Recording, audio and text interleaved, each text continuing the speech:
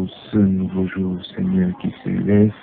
Merci pour l'occasion, merci pour le souffle de vie. Merci, Seigneur, pour la santé, pour la protection. Merci, Seigneur, parce que nous pouvons encore être là, contents, Seigneur, malgré, Seigneur, la fatigue et tout. Seigneur, nous savons que nous sommes en train de faire un travail. Oh Dieu, excellent, Seigneur, celui d'aller prêcher, Seigneur, oh Dieu, chercher des âmes. Oh Dieu, les gagner, Seigneur, pour ta gloire. Nous voulons davantage continuer, Seigneur, ce matin, avec le thème que nous avons abordé ici hier sur la séduction.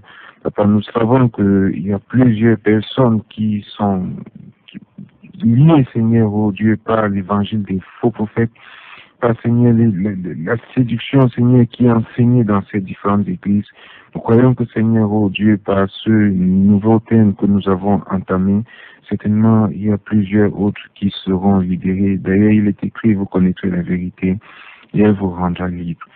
Bénis davantage, Seigneur, ton serviteur qui va nous parler ce matin au nom de Jésus-Christ. Amen. Amen, chers auditeurs, vous l'avez compris, votre émission Maranatha démarre ce matin. Quand il a déjà prié, vous avez suivi l'annonce de thème dans sa prière. Il se pourrait qu'on ouvre une grande parenthèse ce matin avant de revenir sur notre sujet, la grande séduction. Roland assure la mise en onde ce matin, le dialogue 13. C'est grâce à lui que vous pouvez nous écouter. Cette fois-ci, Casimir est parti de la mise en onde pour le micro malgré sa fatigue. Vraiment très fatigué, il est au lit tard. Mais il n'a pas de choix, n'est-ce pas? Surtout que l'équipe est de plus en plus réduite. Elle va nous rendre visite ce matin. Cela ne veut pas dire que c'est là souvent avec nous. Non, non. Notre équipe a été, si c'est parce qu'elle doit décimer complètement. On espère qu'on va aller voir se reconstituer. Elle est là par hasard, elle a certainement d'autres projets. Eve, bonjour. Bonjour, Pasteur Franklin. Je n'ai pas de projet. Non, de projet. Après, ici, certainement, tu as des choses à faire. Quand tu fais un tour à la radio, c'est parce que tu as d'autres petits projets après la radio. Est-ce que tu es venu m'accompagner? Oui. Non, non, je crois pas. Après, si tu vas lâcher le permis, tu nous l'as dit, tu vas aller chercher les noirs, c'est pas de quoi, ainsi de suite. Donc, comme c'est très tôt, tu veux faire d'une pierre deux coups. Camille Tikayombo du Plaine, bonjour. Bonjour, heureusement que ce matin tu dis, elle est là. En direct. Oui, donc tu n'auras pas de compte à rendre à la maison. Hier, j'ai échappé le coup de pied. Quand j'aurais déjà prévenu, je crois que je suis pas allé directement à la maison, n'est-ce pas? Je suis d'abord resté dans la voiture, j'ai appelé les enfants.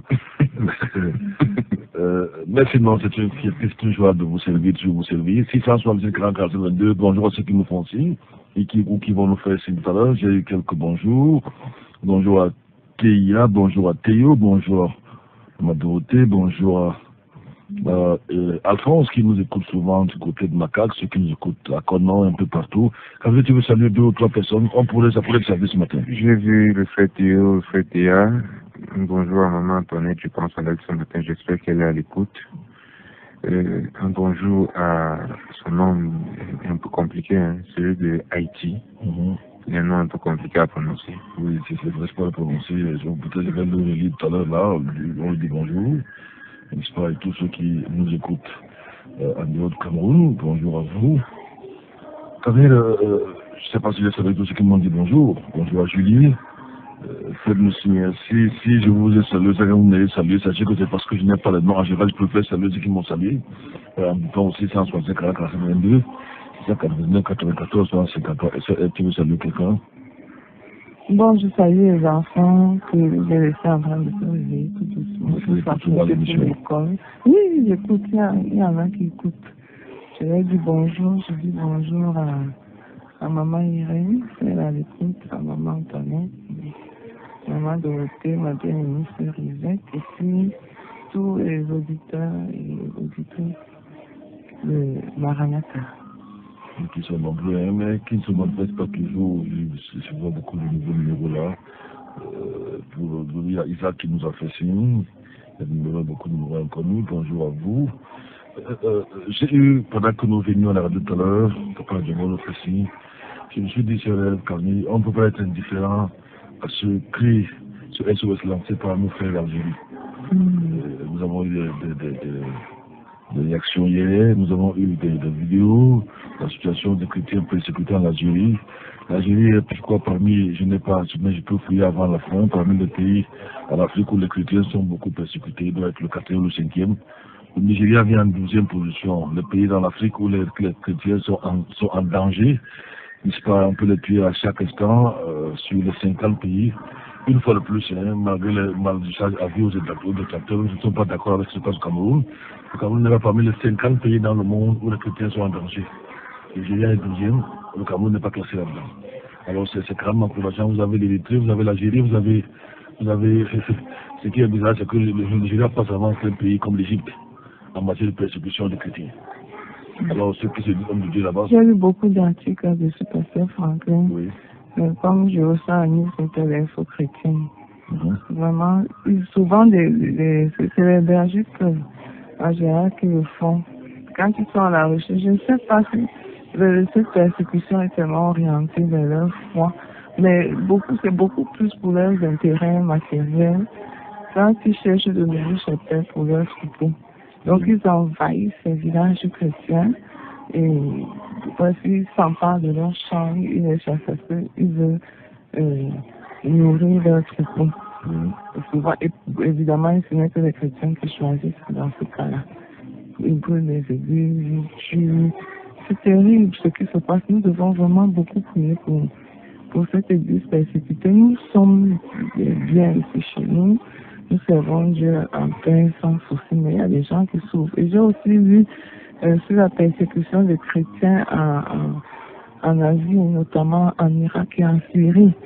Maintenant que Donald Trump décide de retirer ses troupes d'Irak, les Kurdes se sentent en danger parce que la Turquie a l'intention d'envahir les zones là qui vont libérer. Et les Kurdes, quoique beaucoup soient musulmans, c'était un peuple qui protégeait beaucoup les chrétiens d'Irak.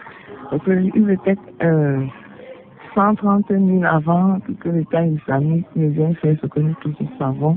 Et maintenant, ils ne sont plus que 40 000. Donc nous, vraiment, je crois que c'est pour nous inciter à davantage prier pour eux que nous recevons de telles nouvelles. Bon, je teste ce document, je l'ai pas ici sur moi, le pays le plus dangereux pour les chrétiens dans le monde. Je suis tombé plutôt sur les pays les plus dangereux dans le monde.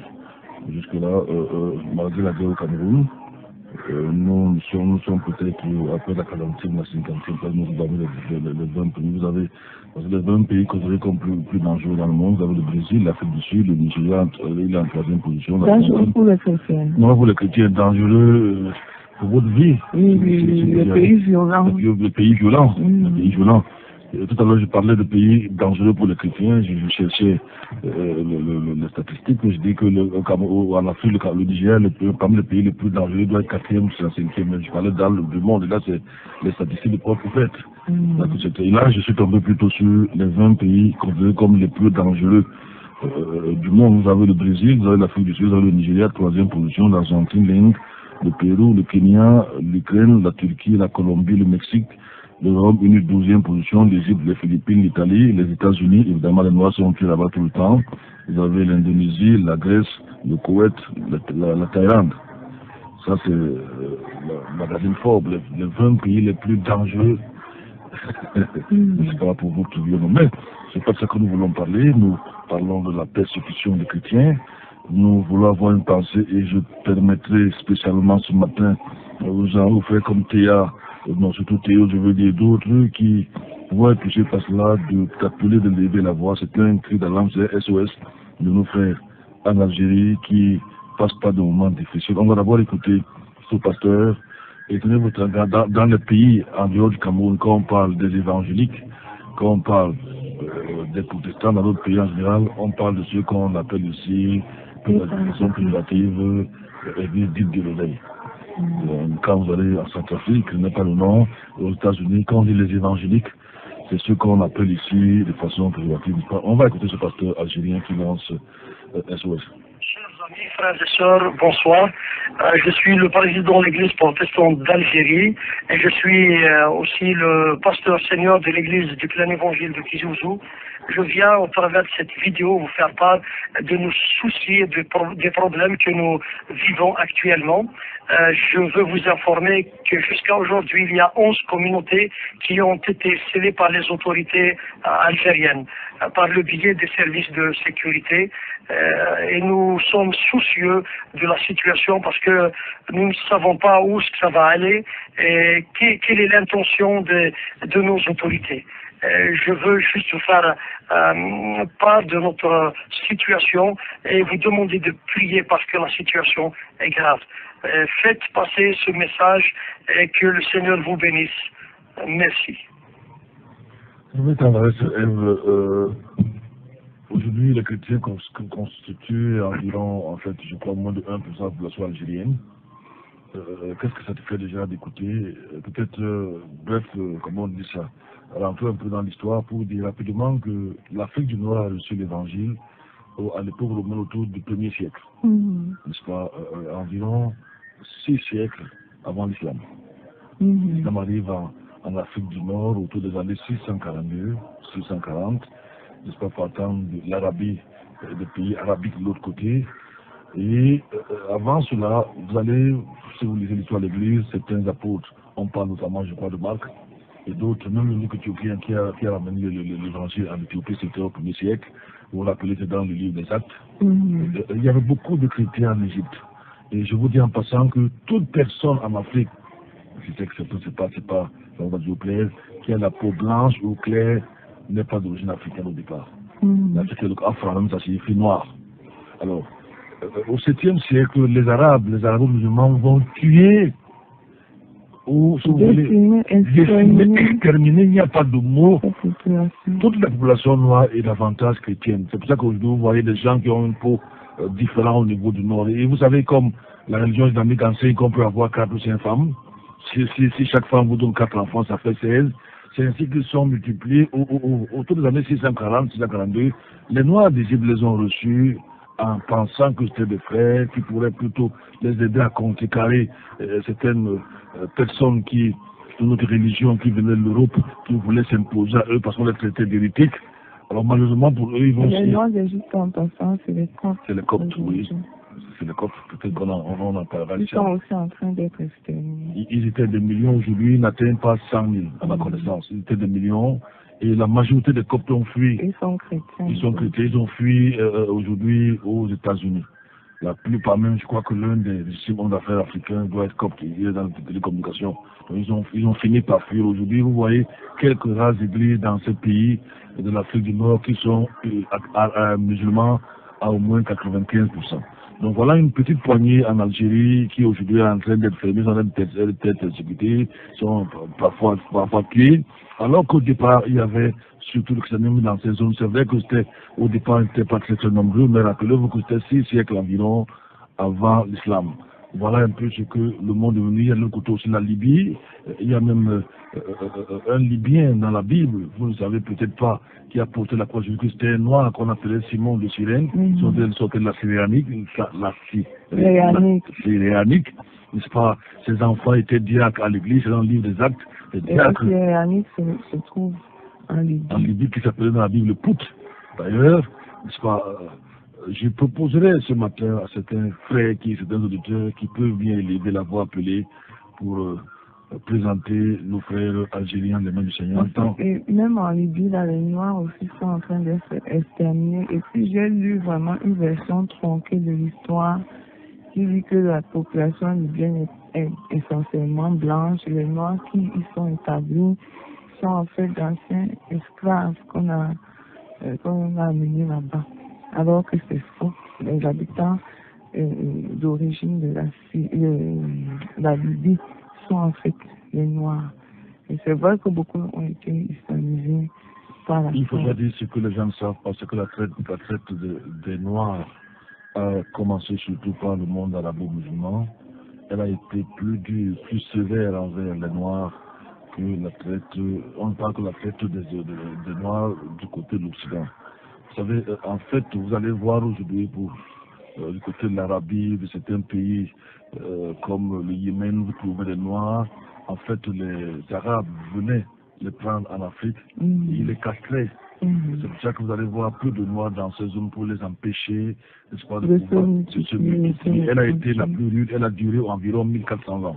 La traite arabe depuis même le 7e siècle. Elle a perdu. Elle a perdu encore aujourd'hui, tenez-vous tranquille. Maintenant, même sous j'étais des remarques aujourd'hui, ça m'a surpris.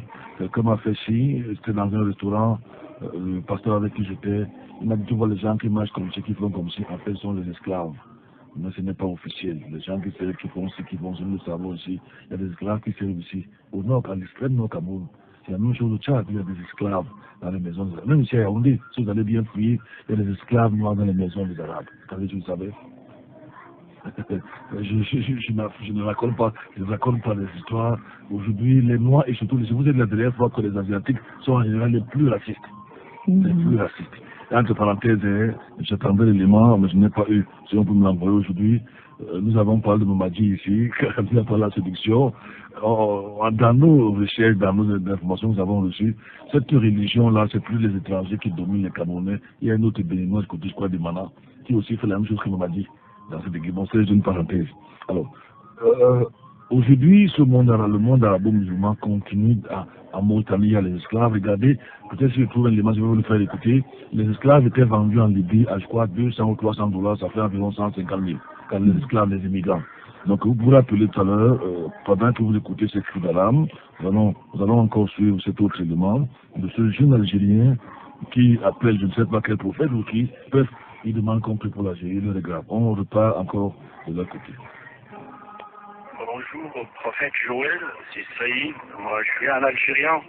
Je te fais ce petit résumé afin de te faire part de ce que l'Algérie traverse, bien la situation de l'Église, plus ici qu'en Algérie. Donc, on sait bien ce que la nation est en train de traverser par rapport au système, par rapport à beaucoup de choses, mais aussi ce qui touche aussi l'Église. Donc ça fait plus d'1 an qu'il y a des fermetures des églises évangéliques ou bien protestantes, et cela nous touche vraiment, parce que ça touche pas notre foi, mais elle nous touche vraiment. C'est un peu difficile comment expliquer.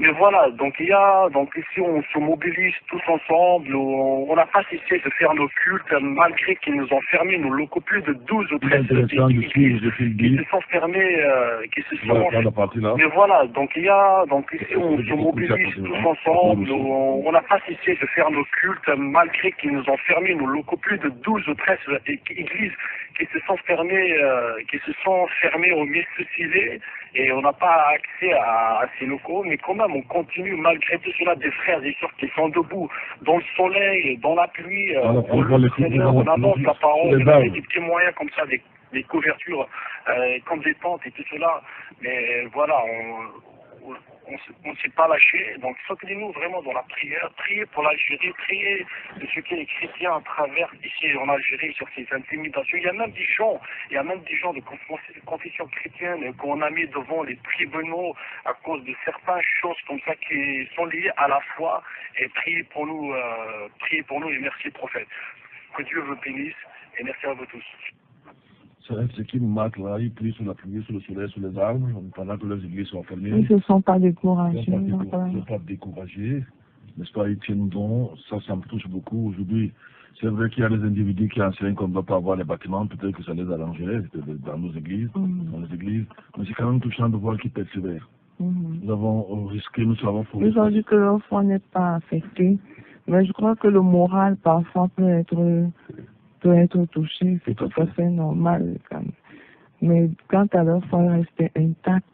Et je crois même souvent que dans des moments comme cela, la foi même est encore plus forte et les gens sont davantage encouragés à servir le Seigneur. Vous pouvez réagir là aussi, 165 40 47 22. Je crois qu'on va consacrer cette émission à l'Algérie ce matin. Peut-être pas seulement l'Algérie. Si vous pouvez, vous connaissez. Il y a les chrétiens d'Irak, il y a les Corses. Il y a des chrétiens en Chine qui ont dans les églises souterraines. Pasteur, j'ai été horrifié. Oui. J'ai lu un article d'info chrétienne. Et ces chrétiens sont arbitrairement arrêtés dans des maisons de retraite où il y avait des femmes chrétiennes. On les tape, on tape des vieillards en Chine. Avant que je ne continue, je vais ouvrir une petite parenthèse dans le cas de la Chine. Je voyais des incrédules, les traditionalistes qui disent que la Chine est un pays, comment on dit ça, il n'y a pas de christianisme en Chine. Le christianisme est le plus fort et le plus dynamique. Dans le monde, oui, aujourd'hui, c'est en Chine.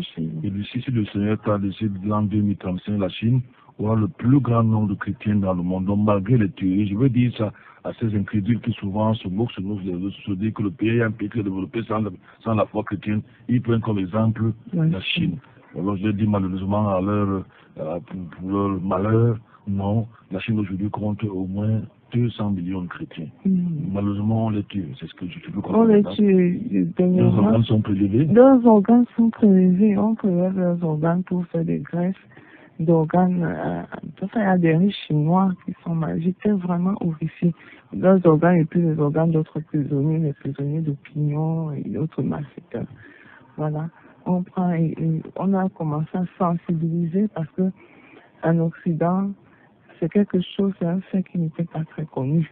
Et quand on s'est rendu compte, après certaines statistiques, du nombre de greffes qui étaient faites en Chine, et les chiffres ne concordaient pas vraiment avec le nombre de donneurs.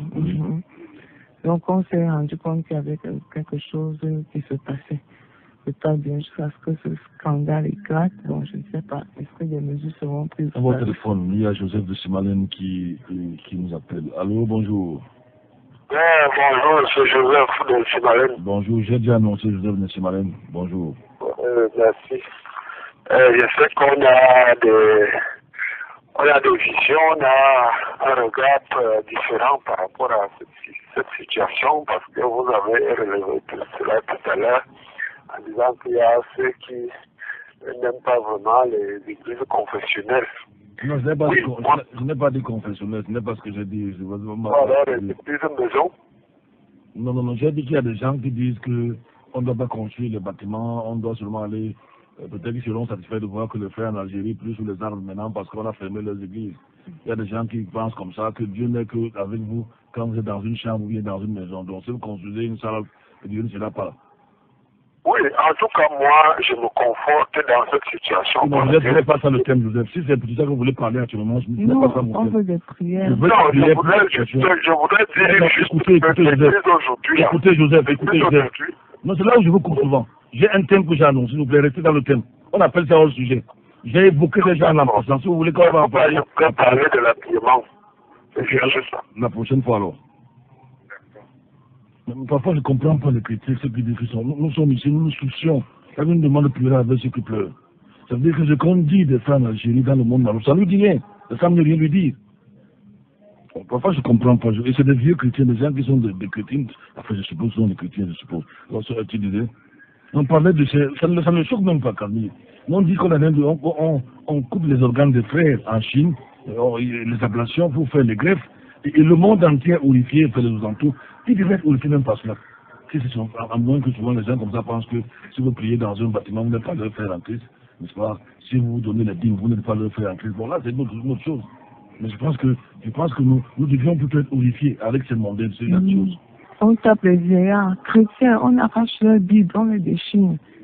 Et on interdit qu'on leur donne de l'aide et l'État suspendu ne subventionne pas ces maisons de retraite. Donc, nos frères dans certains pays souffrent horriblement. Et en attendant déjà que les auditeurs appellent pour prier, moi, je vais commencer à prier.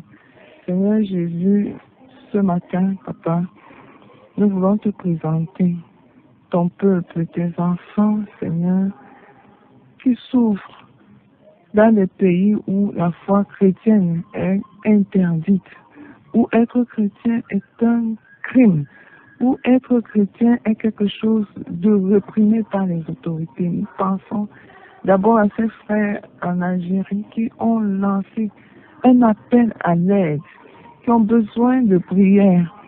Nous te demandons de les soutenir, nous te demandons de les fortifier, Papa, de permettre que leur foi ne défaille pas dans l'opposition, dans l'adversité.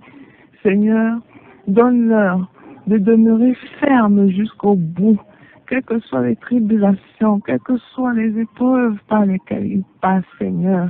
Papa, je prie, oh Dieu trois fois saint, afin que tu continues, mon Dieu, mon roi, de les protéger, de veiller sur eux, oh Dieu.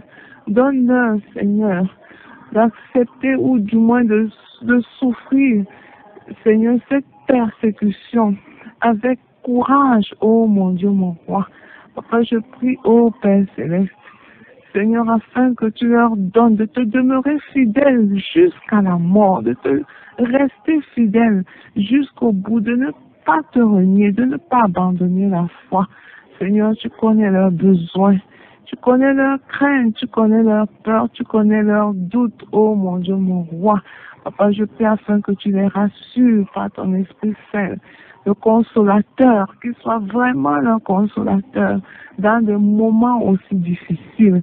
Seigneur, sois avec eux jusqu'au bout, nous t'en supplions, Papa, au nom de ton Fils Jésus. Merci, Seigneur, parce que tu vas te glorifier dans leur vie, au nom de Jésus. Amen. Amen. 670, 40, 47, 22, 699, 94, 153. Je crois qu'on va essayer de faire un tour en Chine, hein. Si c'est le manque, je vois sur mesure, j'ai essayé de le fouiller. Est-ce qu'on peut l'avoir? Je ne sais pas. Ici, on rend pas hommage aux régimes communistes ou à la religion des Diagis.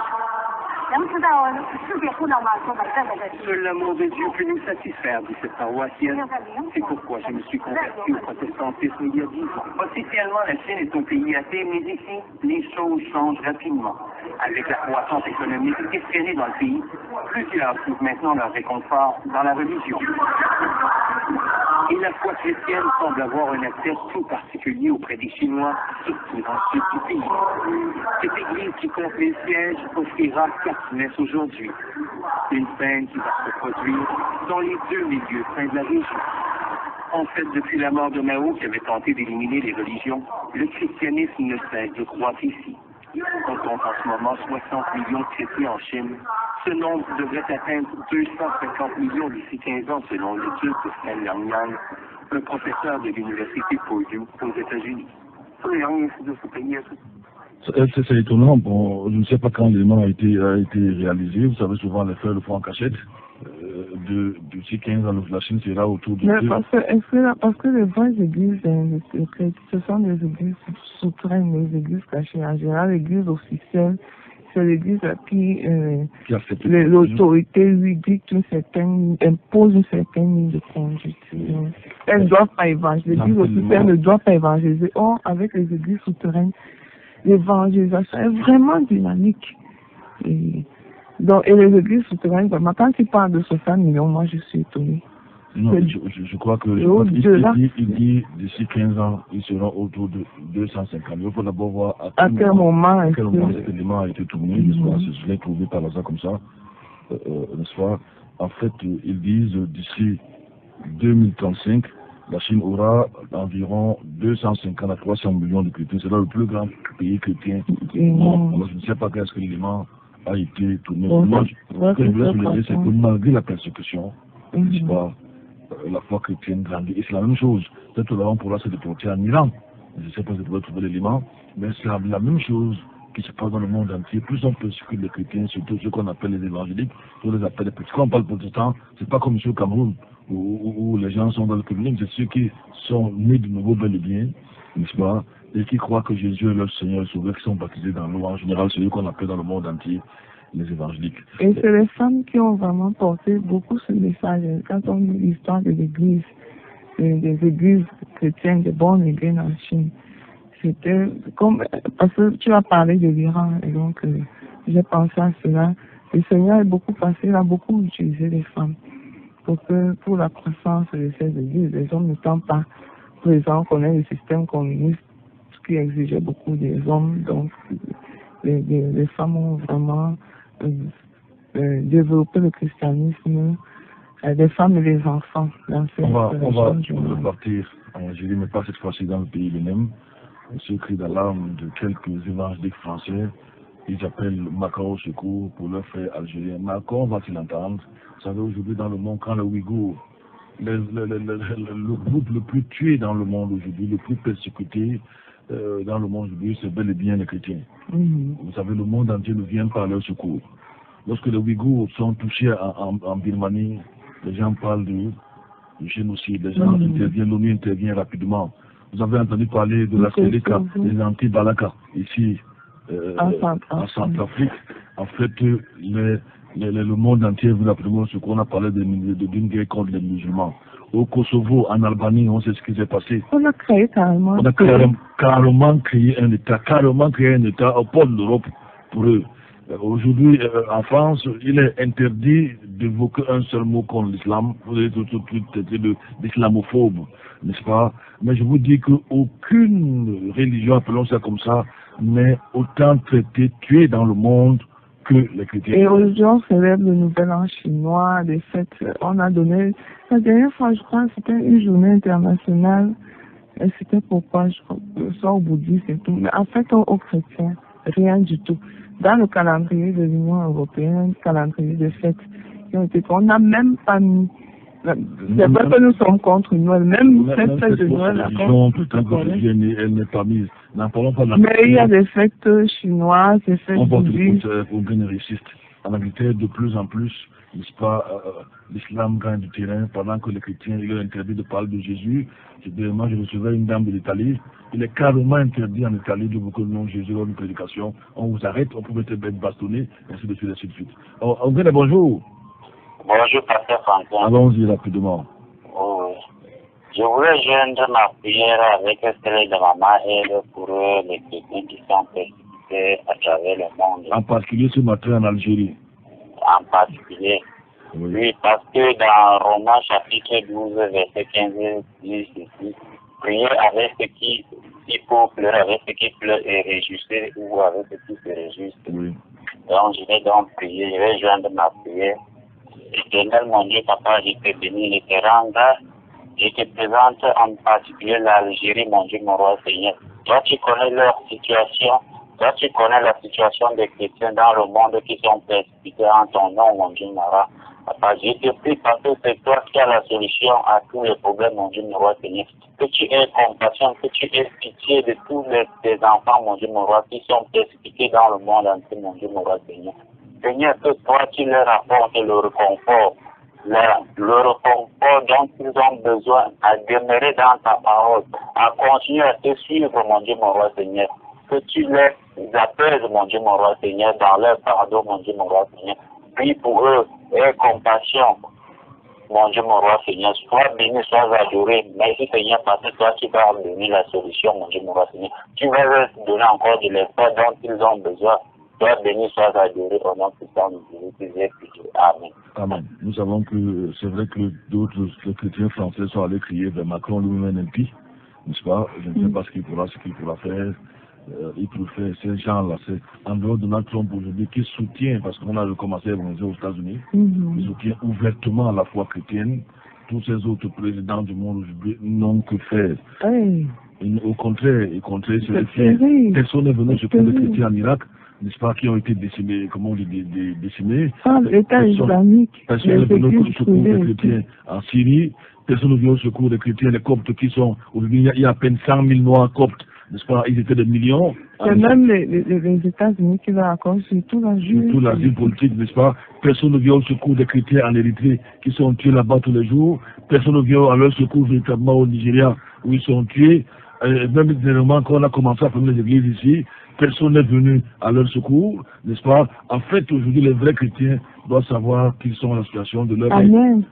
Amen. On va aller à Amen tout à l'heure, si le temps le permet. On va aller à Maniran. Mais écoutons un peu ces genres de pétitions de ces chrétiens français qui demandent à Macron d'intervenir. On y va.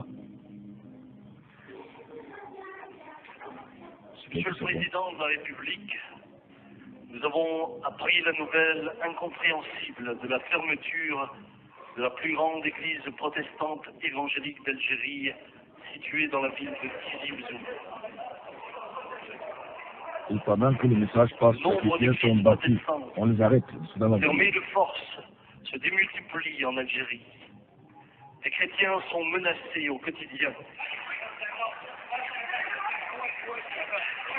Perdent leur emploi. Ils connaissent des intimidations répétées. en fermant la plus grande église d'Algérie, dont le pasteur est également le président de la fédération protestante. C'est clairement une attaque ouverte à la liberté de culte dans un pays qui pourtant l'inscrit dans sa constitution. Nous ne pouvons pas, en tant que citoyens français, demeurant dans le pays des droits de l'homme, pays ami de l'Algérie, pays où l'islam peut être pratiqué librement au titre de tous les autres cultes, tolérer la persécution d'hommes et de femmes ayant pour seul méfait de pratiquer leur foi chrétienne. C'est pourquoi, Monsieur le Président, je me permets de vous informer et de vous alerter au sujet de ces attaques ouvertes contre la liberté de culte en Algérie et sollicite votre bienveillance pour intervenir auprès des autorités publiques de la République algérienne démocratique et populaire en faveur de la minorité chrétienne et notamment de sa branche protestante. Au nom des pasteurs ici rassemblés, nous voulons croire que la France ne passera pas sous silence cette persécution. Nous vous remercions, Monsieur le Président. C'est une réaction par rapport à ce message. C'est une centaine de pasteurs français évangéliques, dont pentecôtistes, qui... Nous avons même un ami qui est pasteur d'origine algérienne, juste au cours des Abouris. Il est rentré chez lui en Israël. Oui. C'est vraiment terrible. Et j'ai lu aussi de nombreux témoignages chez les Algériens, d'anciens musulmans même qui se sont convertis. En général, même ils cachent leur foi. Mais ça finit toujours par se savoir. Hein. Déjà parce que quand les familles sont au courant, vous êtes traités comme un pestiféré, on vous marginalise. C'est un message vraiment poignant, mais je ne sais pas si, tu l'as dit tout à l'heure, je ne pense pas que les autorités françaises vont plaider pour ces frères. Je crois que Dieu est avant tout notre seul recours. Bon, je ne condamne pas du tout cette action. C'est bien qu'on sensibilise les gens, que les gens soient déjà au courant de ce fait. Et même si le président ne réagit pas, il y a quand même des hommes politiques influents là-bas qui peuvent saisir le taureau par les cornes. Mais que le Seigneur entende d'abord vraiment cet appel, ceux qui réagissent, c'est que nous, les chrétiens, nous autres qui pouvons exercer librement notre foi, adorer notre Dieu, sans être gênés, sans être dérangés, que nous prions, vraiment nous prions. Je crois que nous ne prions pas assez. Moi-même qui parle, je n'ai pas souvent ce fardeau-là, mais il y a des frères qui souffrent. Et c'est peut-être aussi vraiment l'occasion pour nous de porter ce fardeau à bras le corps, de le faire nôtre et de crier à Dieu pour ces personnes, pour ces bien-aimés, pour ces frères en Christ qui sont persécutés à cause de leur foi. 665 47 22, 689 94 153, nous parlons ce matin des chrétiens persécutés en général et surtout pour ce qui se passe actuellement en Algérie. Vous pouvez donc intervenir, vous pouvez réagir. 677, ces frères-là ont envoyé des sujets de prière et nous ne pouvons pas être indifférents à ce qui se passe là-bas. Peut-être que d'autres aussi ont prié pour nous quand on a eu quelques soucis ici. En fait, parce que c'est clair que c'est la branche évangélique qui menace beaucoup l'islam. Et c'est pourquoi c'est la plus combattue. On n'a pas parlé des églises catholiques et autres. Et même j'ai vu des églises protestantes qui ont perdu leur repère, voilà, qui ne protestent plus contre rien. Et c'est la branche la plus dynamique aujourd'hui dans le monde judéo-chrétien. C'est vraiment la branche évangélique ou pentecôtiste, comme on dit. Et c'est elle qui pose vraiment le problème aux autres religions comme l'islam, comme le bouddhisme. C'est là où vraiment les persécutions sont massives.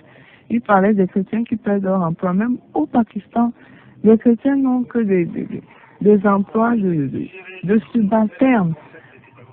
Je me souviens, j'ai suivi une émission à RFI où on parlait justement de la situation des chrétiens au Pakistan. Et on avait fait un reportage spécial sur un Pakistanais qui, lui, a réussi malgré sa foi chrétienne. Il avait une entreprise et il employait beaucoup de gens. Et c'est vraiment un cas rare. Donc, à cause de leur foi, les chrétiens, là-bas, ont un statut inférieur. Et nous devons vraiment prier pour cela. On va souffler la musique et on va revenir. J'attends les réactions des auditeurs. Ils sont pas nombreux ce matin. J'espère qu'ils sont là. Moi-même, j'espérais que les auditeurs se boosteraient pour appeler et prier.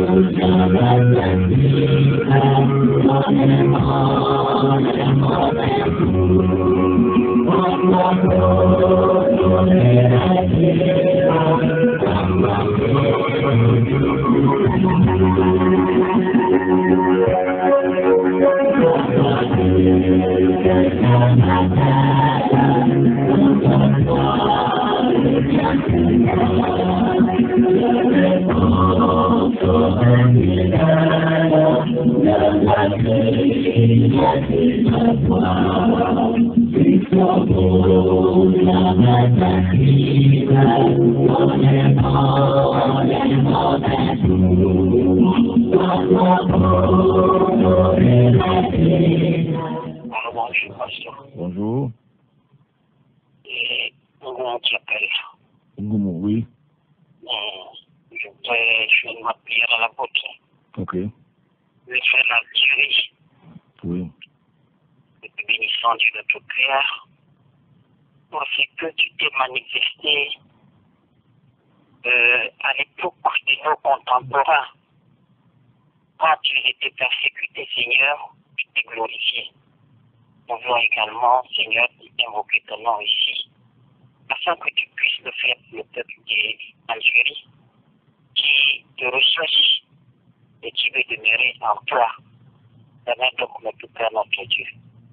Que ton nom seul soit glorifié dans ce pays, malgré tout ce qu'il traverse. Et donne-le, Seigneur, de tenir fort, de rester scotché à toi. Merci également pour cette émission, Seigneur, parce que tu permets que nous puissions tous élever nos voix ici. Nous allons le faire, même pendant nos heures perdues, afin que tous ceux qui souffrent puissent, Seigneur, n'est-ce pas, ressentir ta présence dans leur persécution.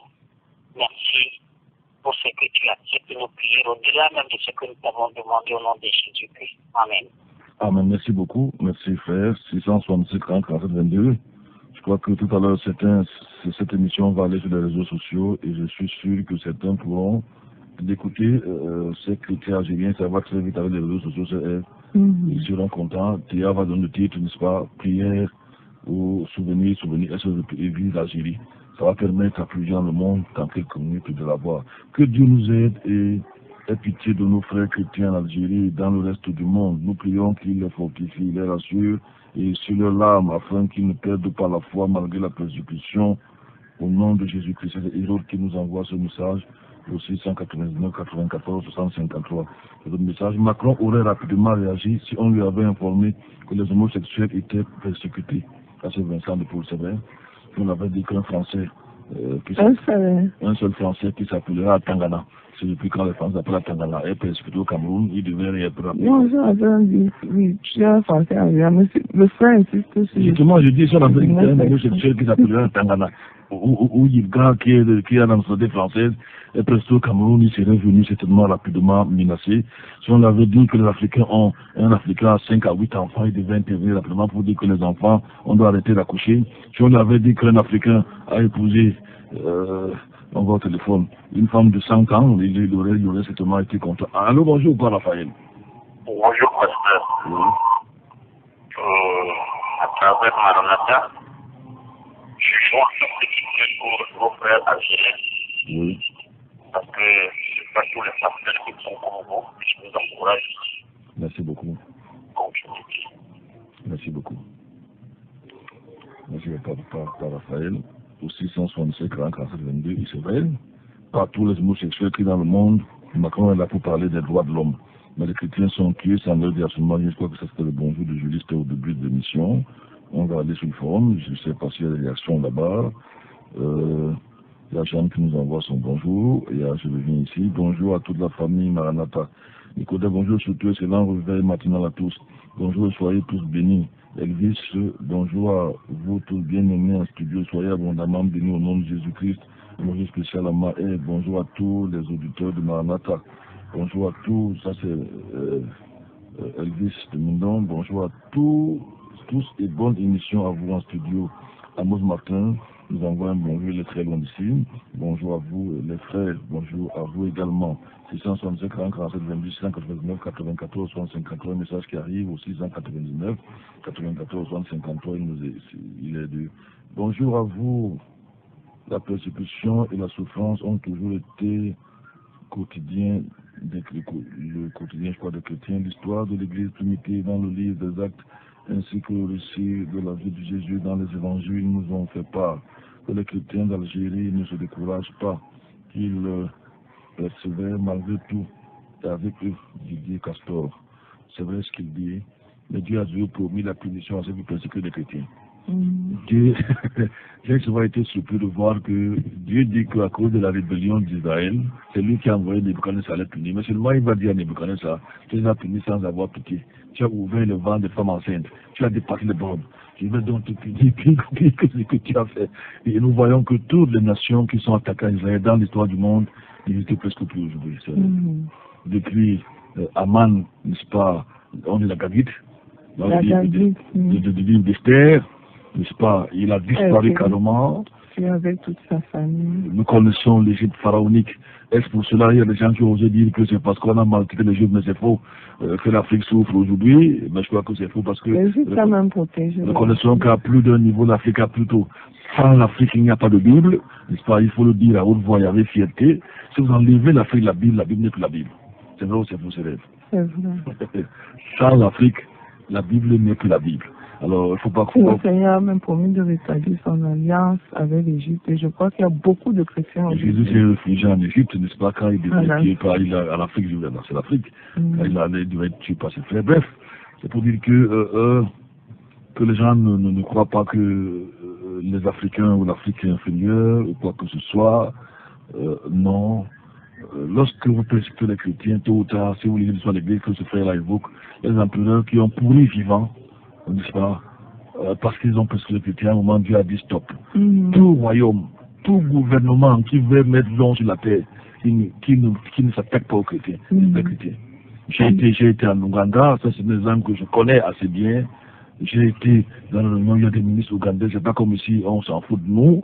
Je me souviens de cette réunion que je n'ai jamais oubliée, le président Museveni là-bas, quand les bons Nigériens font la réunion, Museveni envoie un représentant, lui-même vient. Surtout les réunions. Il paraît même que sa fille est pasteur.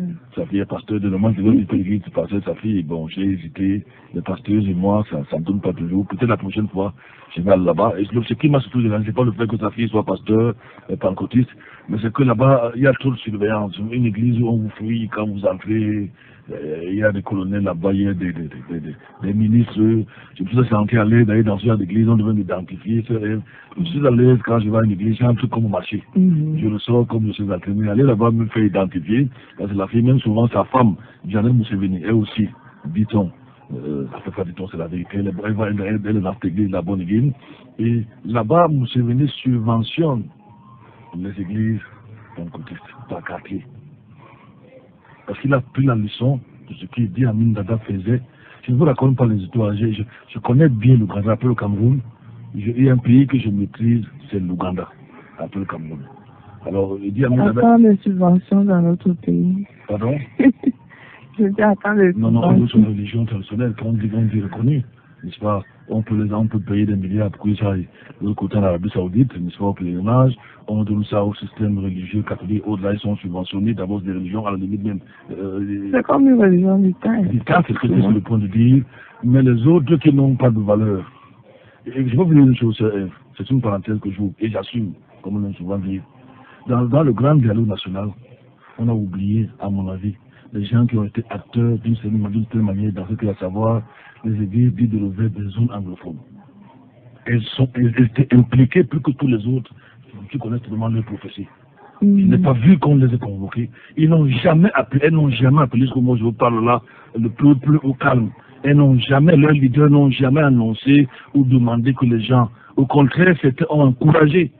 Je vois que peut-être ces professeurs que tu connais ont déclaré cela. Nous le savons, on m'a encouragé les gens soit à se fâcher ou à prendre les maquettes ou à se lever. Donc, c'est toujours un côté qu'on méprise. Pourtant, aujourd'hui dans le monde, positivement, négativement, ils sont devenus une force. Bon, la vie continue, mais je disais que là-bas, quand même, c'est pas comme ici où pour avoir un document, vous devez attendre un décret présidentiel qui viendra après Milan. Là-bas, au niveau du quartier. Bon, ce que je voulais dire, c'est que tous les gouvernements dans le monde, si vous voulez essayer, même si c'est pour 10 ou 20 ans, vous êtes en train de précipiter votre chute. Et je disais que Idi Amin Dada les mettait souvent dans les camions militaires, et on allait les fusiller. On allait fusiller les bons Guinées, et quand on les fusillait, je me souviens de cette histoire, la raconter devant les membres du gouvernement ougandais, où ce pasteur parlait, il disait, autant Idi Amin Dada, vous nous avez surnommé les Mungu Yuema, ça veut dire les oui Dieu. Parce que quand on nous fusillait pour notre foi, et d'ailleurs raconté quelques pasteurs, n'est-ce pas là-bas, il y a un qui n'achète pas la mort, quand on a dit feu, les armes sont tombées, ça s'appelait Tintou, je ne sais pas s'il vit encore aujourd'hui, ça fait quand même longtemps, Tintou, il dit qu'il avait les mains sur le mur de son église, et on a dit fire, n'est-ce pas? Il savait, il a seulement fait la dernière prière, j'ai prêché dans son église, il a dit Seigneur Jésus, prends mon âme, je te donne mon esprit, il a entendu, après c'est les soldats qui lâchaient les armes et fuyaient, il s'est tourné, il n'a rien compris, il a pu trouver les fusils qu'ils ont plantés. Lui, Dieu l'a sauvé à la dernière minute. C'était des témoignages, c'était autant dit à Mingada et mis dans nos beautés. Les choses-là se passaient. Mais ce qui m'a touché, c'est que ce pasteur a dit, ils nous ont beaucoup tués. Idi Amin Dada nous a beaucoup tués. Nous avons dit qu'on va prier, il va partir, nous avons prié, il est parti. Quand on pensait, il s'appelait le serpent de l'Ouganda, on pensait qu'il était intouchable, en un clin d'œil, n'est-ce pas, il est tombé, il est parti. Les chrétiens, leur véritable recours, ce n'est pas les gens de ce monde.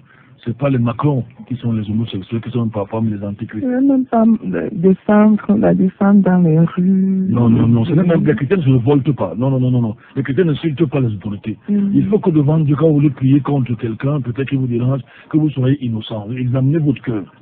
Ça veut dire que vous ne le détestez pas. Vous n'êtes pas contre lui. Soyez innocent devant Dieu. Présentez à Dieu seulement le problème de la justice. N'est-ce pas? Vous n'avez rien fait, mais vous souffrez innocemment.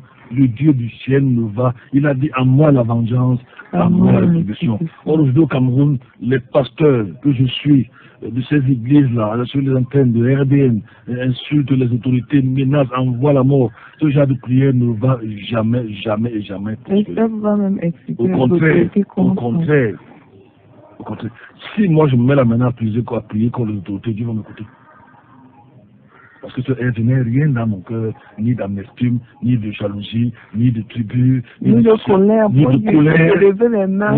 contre que ce soit le président, les sous-préfets, les préfets. Si je me mets à genoux pour prier contre Dieu, je crois que parce que je subis l'injustice, à savoir contre ma foi, Dieu va m'exaucer. Vous n'entendrez jamais que j'ai insulté ou manqué de respect à une autorité au Cameroun. Mais ces gens-là pèsent les radios, m'insultent parce que je leur demande de se soumettre aux autorités, me traitent d'ethno fascistes parce que je dis que les autorités sont établies par Dieu. Dieu ne va jamais les écouter. Tenez-vous tranquille. Vous allez voir le président là jusqu'à la vie. Bon, on va entrer en guerre ce matin, le plus dans le président qu'il mérite. En fait, et je suis même aussi touché par le langage de ses frères algériens. Ils ne poussaient pas des cris de colère contre leur... C'est bizarre. Ils n'insultent pas les autorités. Ils n'insultaient pas les autorités. Ils disaient, bon, priez, ils ne comprennent pas. Vraiment... Ils ne demandent pas qu'on change de gouvernement. Ils ne demandent pas qu'on fasse ceci. Non, tout ce qu'ils veulent, c'est d'avoir la possibilité de servir les dieux. C'est ça le vrai serviteur de Dieu. Parce que nous entendons aujourd'hui sur les médias qui insultent le président, insultent le ministre, insultent tel Mosgou. Vous n'entendez pas dire. C'est en priant aussi, on doit prier pour ces autorités-là, que le Seigneur touche leur cœur. La Bible dit que c'est Dieu qui tient le cœur des rois entre ses mains, comme un cours d'eau, il les incline. Merci, c'est sûr qu'on va entrer en garde. Quand ce bâton n'est pas encore là, priez aussi pour le casque du salut. C'est un message qui nous vient d'Allemagne. Priez aussi pour le casque, c'est Forest qui nous envoie ce message à la fin de l'émission. Je crois que c'est par rapport à ce sujet de prière sur le forum. Prenez aussi le casque du salut, et l'épée de l'esprit qui est la parole de Dieu. Priant en tout temps par l'esprit, par toutes sortes de prières et de supplications, et veillant à cela, avec notre persévérance, et prier pour tous les saints. Ici, ce n'est pas les saints qui prient pour nous, c'est nous qui devons prier et voir les saints d'Algérie qui sont. Voilà. C'est un message qui nous vient de l'Allemagne, c'est Forest qui nous envoie ce message. 667 40 47 22, 699 94 153. Je m'attendais ce matin à ce que le téléphone crépite, au moins rendre grâce à Dieu, au moins une parole d'encouragement pour ces frères d'Algérie, mais j'ai l'impression que nous sommes peut-être indifférents. Mais Dieu nous a permis de faire notre part, à savoir consacrer toute une émission à ces frères qui souffrent en Algérie. Et je crois que nous n'avons pas été indifférents. Nous, sur la maison du voisin brûle, faites attention, n'est-ce pas? Les chrétiens sont appelés à passer par les persécutions. Même ici au Cameroun. Vous pensez que les Cameroun sont véritablement libres en matière de foi chrétienne? Je crois que non. Le Cameroun est le seul pays au monde où pour avoir une autorisation, le seul au monde, vous devez attendre un décret présidentiel sur l'œuvre. En France, c'est le préfet, il faut le dire tout le temps. En Ouganda, c'est au quartier que ça se passe. C'est pas. En Italie, c'est le maire. Aux États-Unis, naturellement, c'est sur le net. N'est-ce pas qu'on a ces papiers d'une association religieuse sur le net. Tu sais de quoi je parle. N'est-ce pas? Au Gabon, c'est le ministre de l'Intérieur. Au Tchad, c'est un Tchad d'un pays musulman. Ici, chez nous, tenez-vous tranquille. C'est souvent un moyen de mafia qui passer par là pour donner l'argent un peu partout au passé. En commençant par les légalisations de documents jusqu'à arriver au MINAT. Et au MINAT, maintenant, après, c'est pas 6 mois, 2 ans, ils envoient à la présidence de la République. Et là-bas, la présidence de la République, on appelle ça le cimetière des dossiers. C'est le nom qu'on a donné. Le cimetière des dossiers. Donc on dit, nous sommes libres au Cameroun, mais avec une épée de Damoclès. Suspendu sur une tête.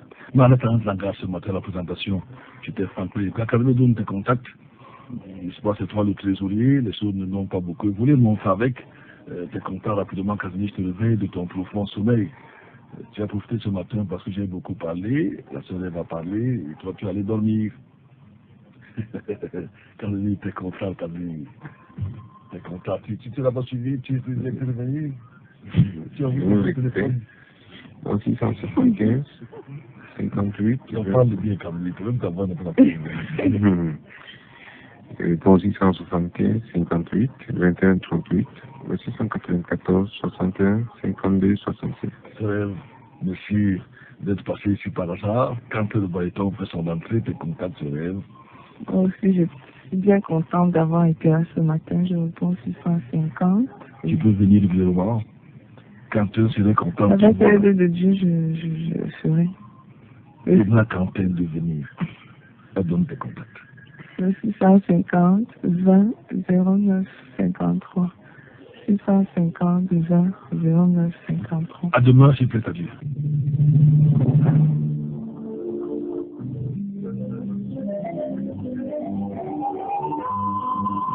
Maranatha, voici les lanceurs d'alerte.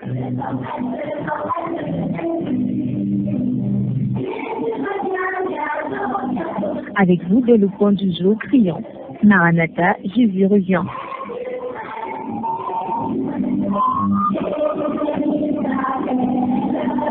Maranatha, c'est votre émission de renouvellement spirituel.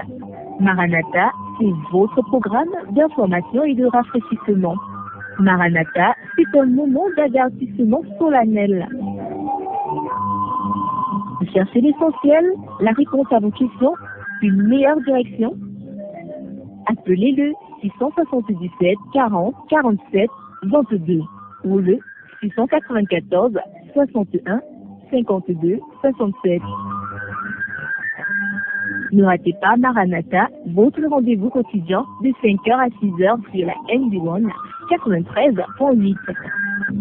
Maranatha est produit par des serviteurs de Dieu pour préparer l'Église à l'enlèvement. Jésus revient.